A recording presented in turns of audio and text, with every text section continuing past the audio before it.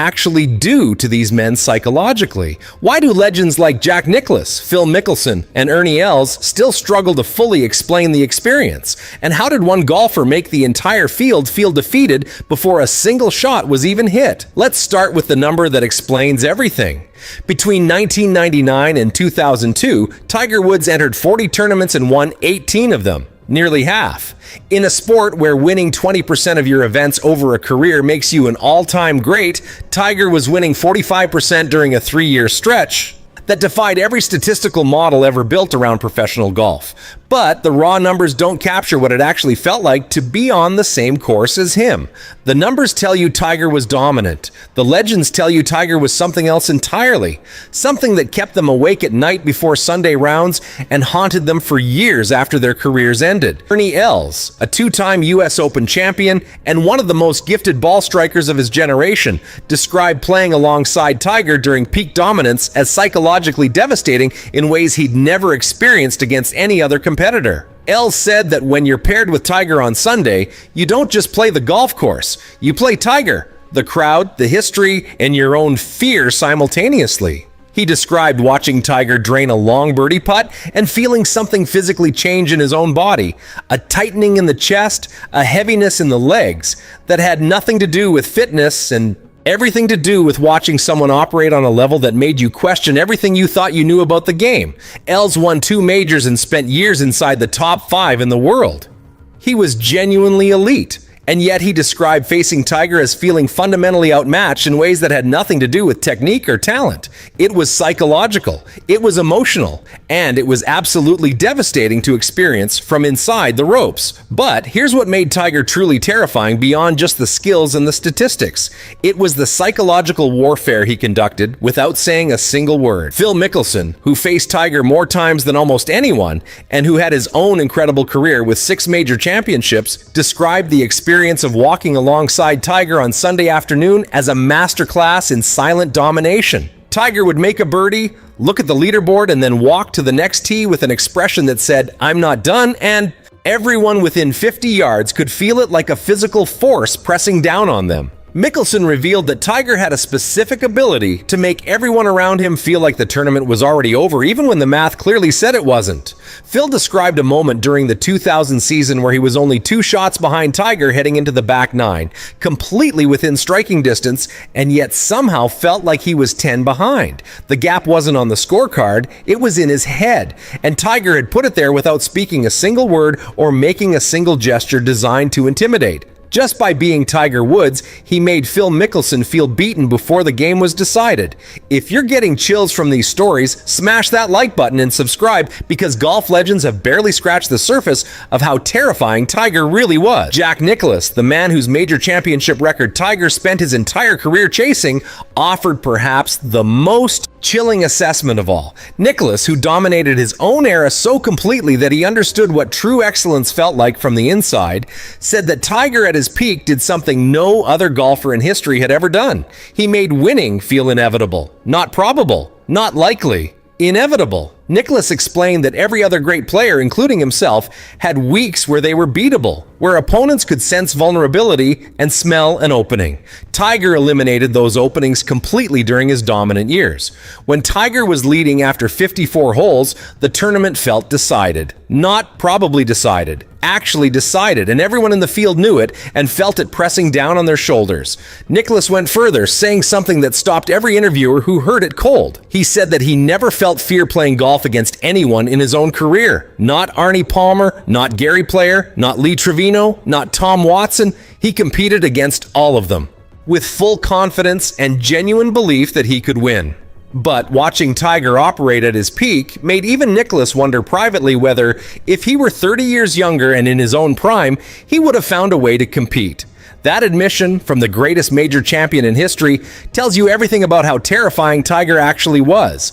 The crowds made it exponentially worse for everyone trying to beat former world number one David Duval, who was arguably the second best player in the world during the late 1990s and actually held the number one ranking briefly before Tiger reclaimed it, described the roar of Tiger's galleries as a weapon, not just background noise, but an active psychological force that drained energy from everyone else in the field and poured it directly into Tiger. Duval said you'd make a great birdie and hear polite applause, then Tiger would make the same putt from the same distance, and the entire course would shake with noise that made your great shot feel completely irrelevant and forgotten instantly. Duval's career faded dramatically during Tiger's peak years, and while multiple factors contributed, he's been remarkably honest about how mentally difficult it was to compete against someone so relentlessly dominant. When you're playing your absolute best golf and still losing regularly to one player, it forces you to question whether your best is actually good enough. That kind of sustained doubt is career-destroying, and Tiger planted those seeds in almost every competitor he faced regularly.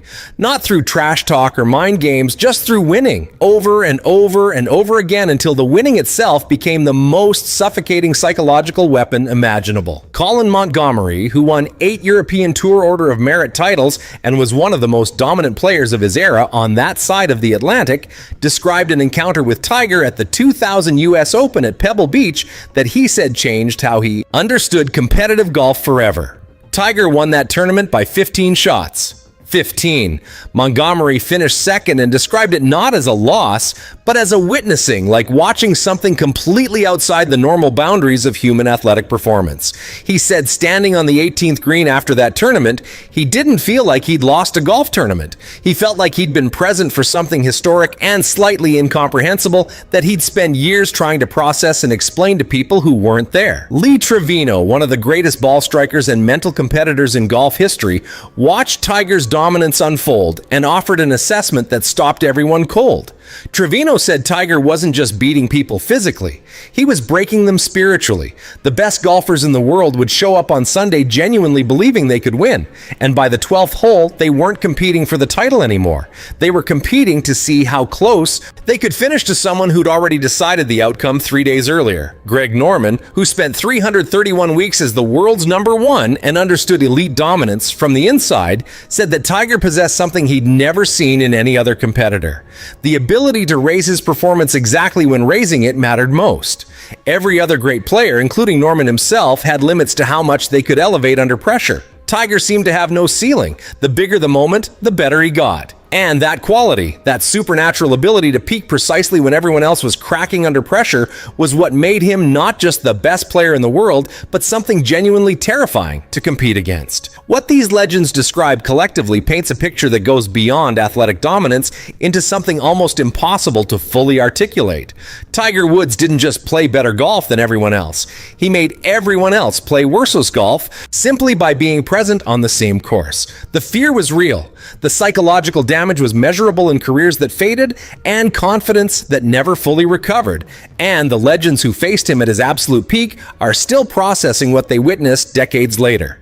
The terrifying truth that every golf legend eventually admits when the moment feels honest, because what unfolded over 4 days on the California coast wasn't just a bad tournament or an off week. This was something deeper, something darker, and the way Scheffler handled it has everyone wondering if the $20 million weight of expectations is crushing even him. What actually happened that has analysts comparing this to Tiger's worst meltdowns? Why did Scheffler's caddy make a decision that's never been seen before? And is this the beginning of a collapse that nobody saw coming? Let's be brutally honest about where Scottie Scheffler stands right now. He's not just the world's number one, he's the most dominant force in golf since Tiger Woods at his peak. 8 PGA Tour wins in 2024 alone, 2 major championships, the FedEx Cup title, over $62 million in career earnings. He's been so consistently excellent, so mentally unshakable, that the golf world started treating his dominance as inevitable and boring. Scottie shows up, Scottie wins, Scottie collects another check. That was the narrative. That was the expectation. That was the $20 million pressure cooker that nobody thought could possibly crack him. But Pebble Beach 2026 shattered that illusion completely. And the way it happened, the specific moments that broke him down, revealed cracks in Scheffler's armor that nobody knew existed. This wasn't just about bad shots or unlucky breaks. This was about a player visibly struggling under pressure in ways we've never seen from him before. Thursday started normally enough. Scheffler opened with a solid 68 3-under par, exactly the kind of steady professional golf that's defined his career. Nothing spectacular, nothing disastrous, just Scottie being Scottie. He was 4 shots off the lead, perfectly positioned to make a weekend move.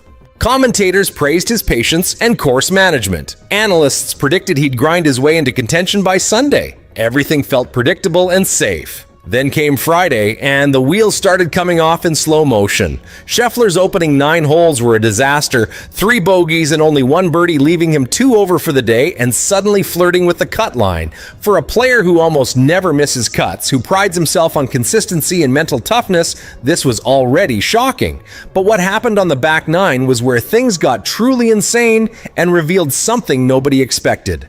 The 14th hole at Pebble Beach, a short par 5 that's basically a guaranteed birdie opportunity for tour professionals, became the scene of Scheffler's complete meltdown.